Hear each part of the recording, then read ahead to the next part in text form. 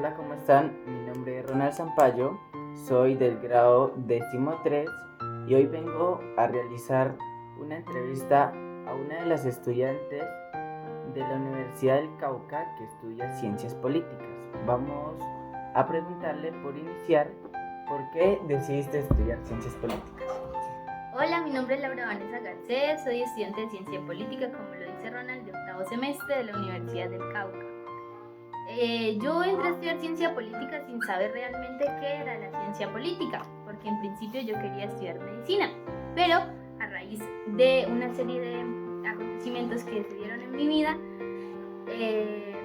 me inscribí a la universidad y encontré dentro de las carreras Ciencia Política. Entonces busqué en internet qué era la ciencia política. Encontré que estudiaba el Estado, el poder y el sistema político. Y eso me hizo repensarme la vida y decir que quería estudiar ciencia política. En términos de que me gusta trabajar con las comunidades, estar de cerca con las problemáticas que ellos y ellas llevan día a día. Entonces por eso entré a estudiar ciencia política. Pues me parece que tomas una lección muy buena pues para tu desempeño como un estudiante. Te tengo otra pregunta. ¿Cómo es la vida de un universitario foráneo? Bueno, la vida universitaria foránea es difícil, en principio porque uno está lejos de su familia, de su casa, pero para las personas que somos un poco más independientes es divertido. Al principio, por supuesto, es duro porque no vamos a estar con nuestros padres ni con nuestros familiares y vamos a tener que regirnos a una serie diferente, digamos, de estilo de vida, siendo independientes, siendo autónomos en nuestras decisiones, preparando nuestra propia comida, sabiendo que debemos determinar el tiempo para cada actividad y no sobrepasar ese tiempo, si no el tiempo no nos va a alcanzar. Lo mismo el dinero. También cuando uno se siente triste, pues no tiene, digamos, a su familia cerca para que lo consuele, así que hay que aprender a ser, digamos, un poco más fuerte en ese aspecto. Pero ser foráneo, además de todo el tema sentimental, es difícil en términos económicos porque hay que pagar arrendo, comida, transporte, etc. Y esos gastos, pues, digamos que implican un esfuerzo más fuerte de parte de uno y de parte de la familia. Por ejemplo, a mí me tocó trabajar desde que entré a la universidad. Entonces yo estudiaba y trabajaba, hasta ahora lo estoy haciendo. Y al principio es difícil porque uno no le puede dedicar todo el tiempo a estudiar o a aprender otro tipo de cosas, por ejemplo, aparte de la carrera, sino que debe sacar tiempo para estudiar, porque si uno debe saber si estudia totalmente o no come. Entonces uno dice, hay que trabajar. Claro, me imagino lo duro que ha sido, pero pues me imagino que con el tiempo ya te vas a ir acostumbrado. Así es. Y ya ahora que estás terminando tu carrera, pues sos como, creo, una persona más independiente, ¿cierto? Totalmente. Ya más madura también en todo sentido, pues. Te tengo otra pregunta. Claro. ¿Qué es lo que más te gusta de tu carrera? Lo que más me gusta es que es una carrera que va de la mano con lo social, lo comunitario, las organizaciones desde el territorio. Mi carrera abarca muchas disciplinas, es multidisciplinar, entonces se compone de filosofía, antropología, derecho, administración, economía, relaciones internacionales, etc. Y todas estas nos dan una serie de herramientas, así le llamo yo, que son las teorías, leyendo a autores como Marx, Engels, etc., que nos explican, digamos, un paso a paso para aplicar lo que sería una forma positiva que permita solucionar las problemáticas que hay en el territorio. Pero cuando uno va al territorio, se da cuenta que esas herramientas que hablan en los libros no están. Por ejemplo, aquí en nuestro país, en Colombia, hay muchísimo abandono estatal, que por ejemplo, alguna teoría nos dice hay que fortalecer las instituciones y en ella está el desarrollo de la sociedad. Pero cuando uno va a ver, la institución literalmente se está cayendo a pedazos, los funcionarios son corruptos, etc.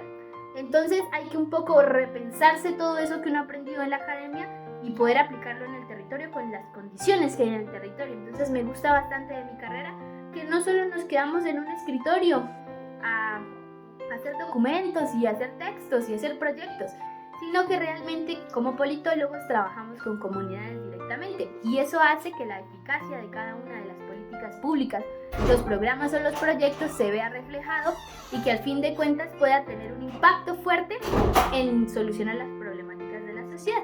Me parece muy chévere. Esa parte no la conocía y veo que es una carrera muy, muy divertida, muy chévere. En el caso que tú dices, de que no solo es sentarse en un escritorio y dar órdenes de jefes, sino salir a los pueblos, hablar con la gente, saber qué necesitan, ¿cierto? Así es. Ahorita que estamos en campaña de alcaldes de aquí de la Sierra Cauca, me imagino que, digamos, y esta pregunta personal, ¿tú quisieras hacer política electoral? Bueno, ahora que mencionas eso, cabe destacar que la política no es lo que siempre escuchamos, ¿no? Cuando uno dice que estudia ciencia política, la gente piensa, este va a ser politiquero, porque eso es el diario vivir. Ajá, pero no, la política es donde hay toda relación de poder. Por ejemplo, tú y yo tenemos una relación de poder. Aquí tú eres quien me entrevista, entonces puedes desempeñar un cierto poder dentro de lo que yo pueda decir o hacer.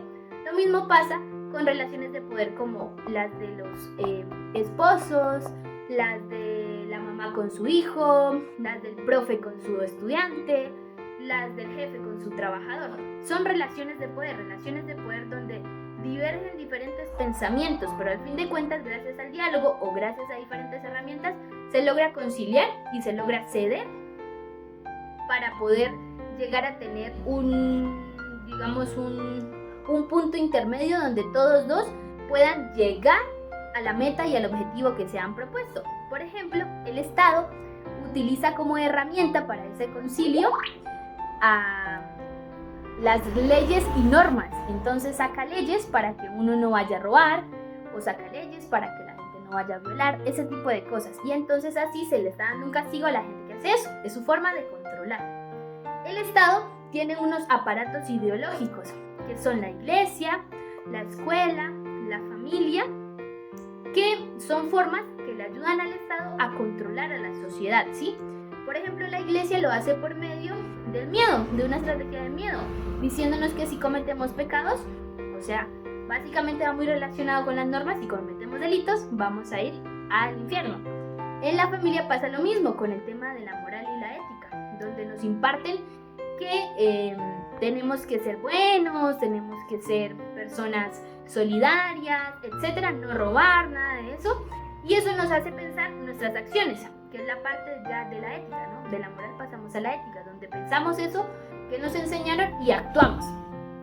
Y la escuela lo mismo, nos enseña, digamos, unos ideales de a quién seguir, quién es bueno, quién es malo, que luego cuando uno llega a la universidad se da cuenta que todo eso diverge totalmente, entonces hay muchísimos cambios en torno a qué pensar y qué no. Y es la misma universidad, digamos, pues para mí, la cual nos abre la mente a poder comprender qué queremos ser y cómo queremos ser ese objetivo que nos planteamos como persona. Entonces eso es la política, toda relación donde hay poder. Y si ustedes se dan cuenta, en todo lugar pasa esto, hay muchas relaciones de poder. Ahora, hay que entender 3 puntos fundamentales de lo que es la política. La política tiene para funcionar el poder, tiene la administración de recursos y el sistema político para funcionar. Entonces, dentro del poder pues están las relaciones de poder. Dentro del sistema político, la forma como hacemos ese poder.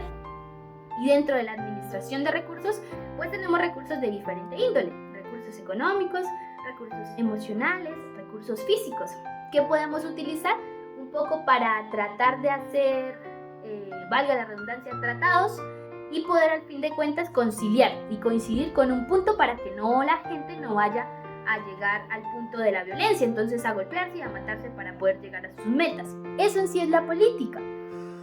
Y la política tiene muchos aspectos, como ya pudieron entender con lo que les expliqué. La política es social, también existe la parte de la política electoral, que es la que tenemos actualmente, con la elección de representantes para que vayan a administrar nuestros recursos y para que vayan a administrar las voces del pueblo en torno a las necesidades que tienen directamente con el Estado y pues nos dé unas soluciones, ¿no?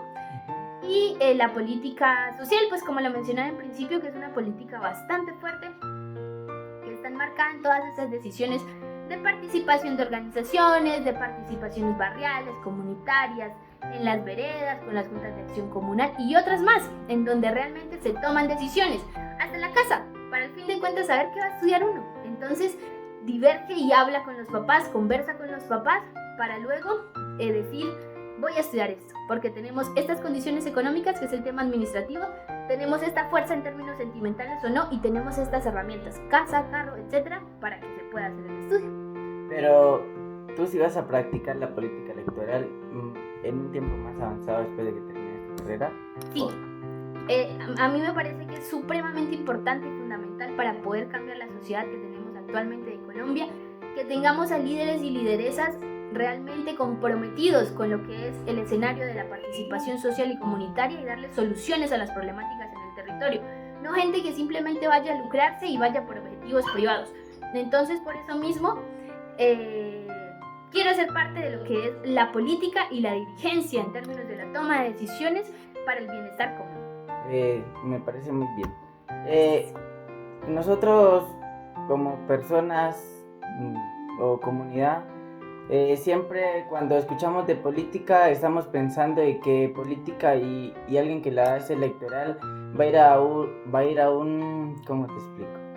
Va a ir a un mando y va a robarse la plata de la comunidad. Eso quiero decir, digamos, si tú llegas a ser una persona grande, un alcalde, gobernador, tu moral viene desde donde estudiaste o allá te cambiarían. No, creo que, bueno, eso depende, creo que eso le ha pasado a muchas personas, ¿no? Y eso depende del grado de qué tanto hayan podido forjar su personalidad.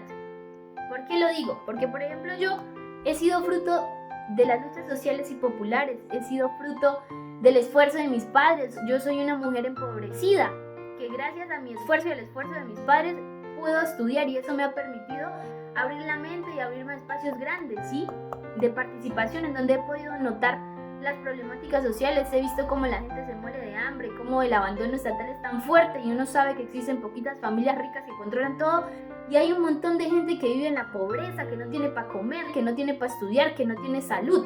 Entonces eso hace que uno como persona se empiece a forjar, ¿sí? Una forma de pensar. Por ejemplo, la mía, que está enfatizada no en lucrarme a beneficio de otros, sino en trabajar para que ese lucro sea comunitario, sea para todos y todas. Y también me parece importante mencionar que el tema del poder es algo que corrompe muy fácilmente a una persona que no esté forjada y que no tenga su identidad definida, ¿no? O sea, su identidad ideológica me refiero.